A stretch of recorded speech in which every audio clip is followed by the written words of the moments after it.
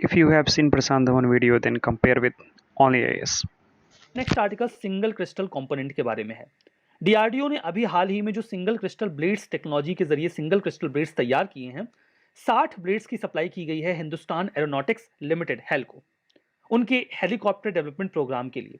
Helicopter का जो engine है उसमें इन प्लेट्स का इस्तेमाल किया जाएगा। बहुत ही हाई क्वालिटी प्लेट्स होते हैं ये। देखिए, जो हाई क्वालिटी फाइटर जेट्स हैं, हेलीकॉप्टर्स हैं, उनके इंजन बहुत मजबूत होते हैं। वो जो मजबूत इंजन होते हैं, उनके भीतर जो प्लेट्स इस्तेमाल की जाती हैं उस इंजन को बनाने के लिए, वो बहुत ज़्यादा हाई टेम्परेचर और हाई प्रेशर फेस करते हैं। उनका मजबूत होना बहुत ज़रूरी है। वो जो प्लेट्स होती हैं वो मजबूत हो, इसके लिए ज़रूरी है कि उनके भीतर कहीं भी कोई भी कंपोनेंट बेसिस पर वीकनेस ना हो। इसके लिए कोशिश ये की जाती है कि वो पूरी प्लेट एक सिंगल अलॉय से बनी हो, मतलब उसमें किसी भी प्रकार का कोई जोड़ तोड़ ना हो। लेकिन ये काम आपको जितना आसान समझ में आ रहा है उतना आसान नहीं होता। सिंगल अलॉय या सिंगल क्रिस्टल प्लेट को बनाने की टेक्नोलॉजी दुनिया के बहुत कम देशों के पास है। हालांकि डीआरडीओ के पास ये कैपेबिलिटीज है।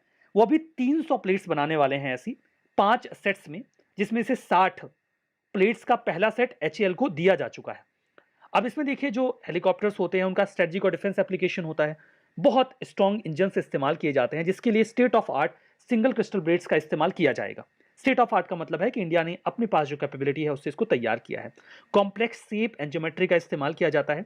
निकल बेस्ड सुपर अलॉय का इस्तेमाल किया जाएगा या किया जा रहा है इस प्लेट का इस्तेमाल करने के लिए। जैसा कि मैंने आपको बताया, दुनिया के बहुत कम देशों के पास ऐसी तकनीक है जिनके जरिए वो बहुत ही मजबूत सिंगल क्रिस्टल ब्लेड बना सकते हैं, जैसे कि यूएसए, यूके, फ्रांस, रशिया और इंडिया भी अब इस कैपेबिलिटी के साथ इक्विप्ड है। देखिए, जो जेट के इंजन्स होते हैं उनमें ये जो प्लेट्स आप देख रहे हैं, ये प्लेट्स बहुत इंपॉर्टेंट रोल प्ले करती हैं। इन्हीं को बनाने के लिए सिंगल क्रिस्टल ब्लेड्स का इस्तेमाल किया जाता है। अब इनके साथ दिक्कत क्या होती है, जैसे मान लीजिए आपने एक सांचा लिया और उस सांचे में आपने एक अलॉय भरा, जैसे यहां पर निकल सुपर अलॉय का इस्तेमाल किया जा रहा है। तो जब उस अलॉय को आप इस सांचे में डालेंगे, तो जब ये अलॉय ठंडा होगा तो ब्लेड बनेगी। तो सारा का सारा अलॉय एक साथ ठंडा नहीं होता, पहले बाहर के हिस्से ठंडे हो जाते हैं, ठीक है, और फिर अंदर का हिस्सा ठंडा होता है। तो इस तरीके से कई सारे क्रैक्स क्रिएट हो जाते हैं इस ब्लेड में, और ये जो बाउंड्रीज हैं ये वीक होती हैं।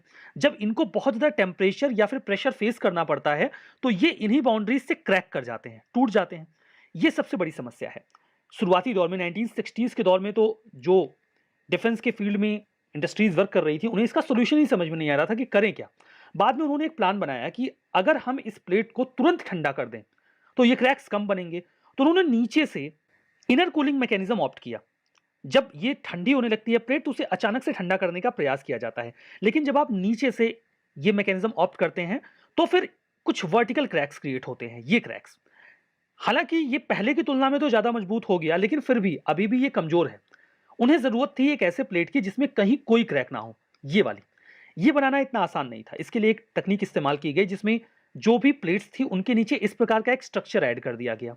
अब जब अलॉय भरा जाता है तो वो नीचे तक आता है। इसमें जब कूलिंग की जाती है तो जो क्रैक्स क्रिएट होना शुरू होते हैं वो यहां से स्टार्ट होते हैं, लेकिन इन टर्न्स पर आने के बाद ये जो क्रैक्स मेकिंग मैकेनिज्म है वो टूट जाता है, और फिर ये जो ऊपर का पूरा हिस्सा है ये एक सिंगल क्रिस्टल में कन्वर्ट हो जाता है। बाद में इसे अलग कर दिया जाता है। तो इस तरीके से हमने ये जो सिंगल क्रिस्टल ब्लेड्स हैं उनको बनाने की शुरुआत की है, और इससे अच्छे और मजबूत इंजन्स बनाए जा सकते हैं। यहां पर